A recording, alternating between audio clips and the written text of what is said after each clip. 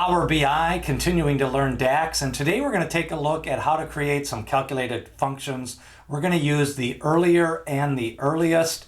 These are all part of, you can use them with a calculate function, you can use them with a count rows, and then you also use them as filters.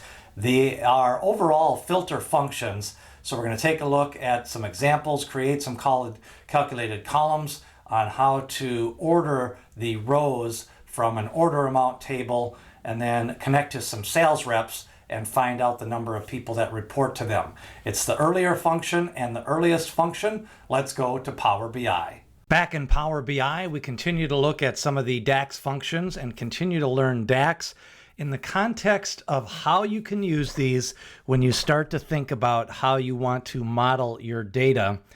Today we're going to take a look at the earlier and the earliest functions. These are filter functions, much like related and related table. We recently did a video on the all function and all selected. Those are filter functions. They are used to compare column values across tables, and they are used in formulas that create calculated columns, and they can also be used to rank rows by a value or to compare column values. So let's take a look at the orders table. We have an orders table. When you go to the data view, we have the order date, we have the required date, we have the ship date. And the first thing we're going to do is create a new column. And it's going to be a calculated column. We're going to call this earlier 1. And the goal of this calculated column is going to be to display the rank number. So we're going to do a count rows. And remember, count rows counts the number of rows in each table.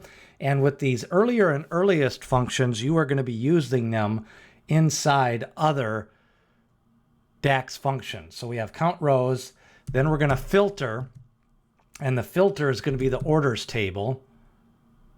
And we're going to have orders amount is what we're going to want. So inside the filter, we're going to filter the orders, and the orders amount is going to come up as an option because that is nested inside the orders table. So we're going to use that as the filter. Now we have the order amount, and what we want to do now is see if that's greater than the earlier. This is where the earlier function, and when you read your DAX, it says earlier returns the value in the column prior to the specified number in the table scans, and default is 1. So for earlier, it's going to be earlier, and then for your IntelliSense, you're going to use the orders table, and we're going to use the order amount again.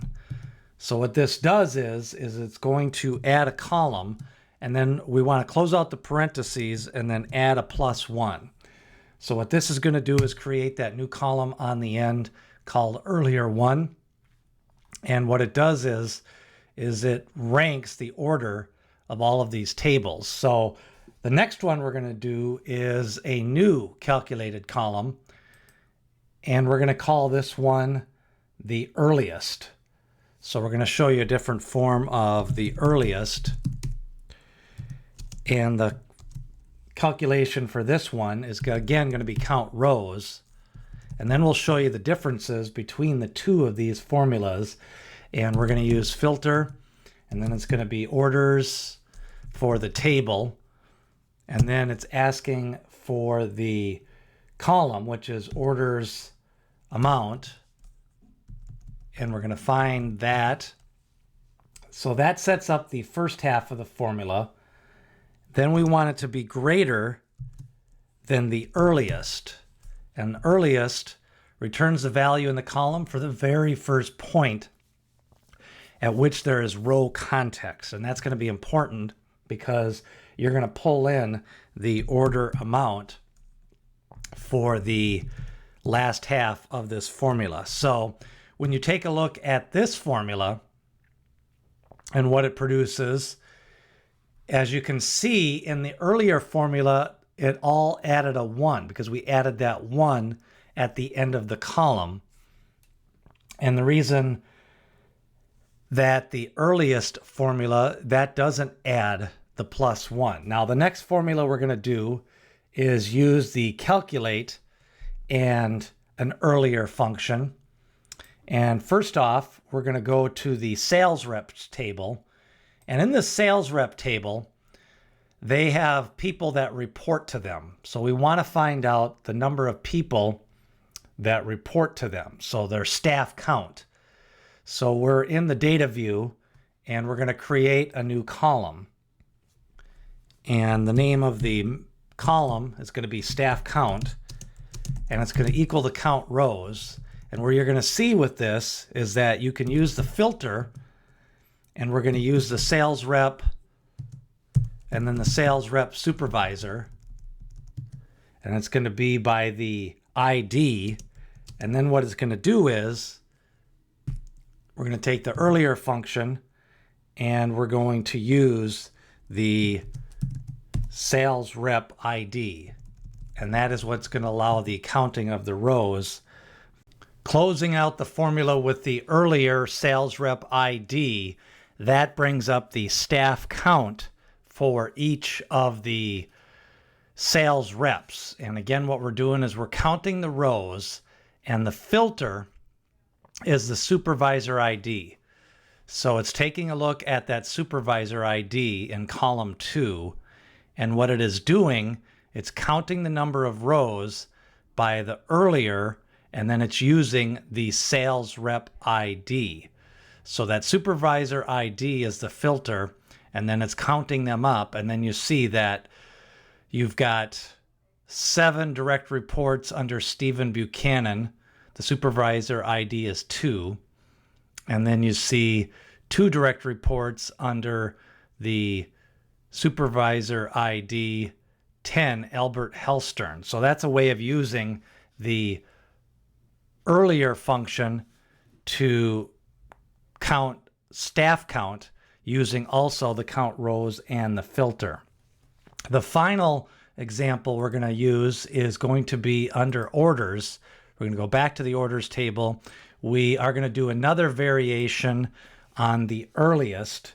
We're going to do a second example on the earliest, and we're going to show you how the different filters can get you different results. So this time we are going to call it earliest 2, so we can keep track of this formula, and we're going to use the count rows.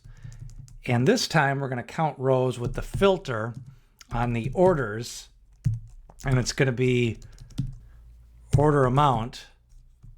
And once we get to the order amount, we're going to bring in, if it's greater than, for the condition, if it's greater than the earliest, and we're going to bring in the order's order amount. What this will do, we'll see the difference in the formula by adding in the +1 as we can compare it to the earliest one. Once we get this, we see again, we've got that additional number, the +1, on every one of these rows, because the row context is counting the rows on the filter, and it's taking the earliest orders amount and then adding 1. So that's an example of using the earliest. That's a look at the earlier and the earliest function in Power BI. Remember, when you start to use these functions, they're used to compare column values across table. And the syntax is you use to create a new column, and then you also use these within other DAX functions like count rows. You can use it inside a calculate, and you can also use it inside a filter. So for example, you may want to use count rows and then an earlier, or count rows then the earliest. If you follow the prompt with the IntelliSense, it will tell you whether you're looking for a table, and then you need to put in the actual expression, and then whether it's greater than or less than, depending on what you're trying to come up with for your earlier or earliest function. Continuing to learn Power BI and DAX, that is a look at the earlier and earliest function filter functions in Power BI.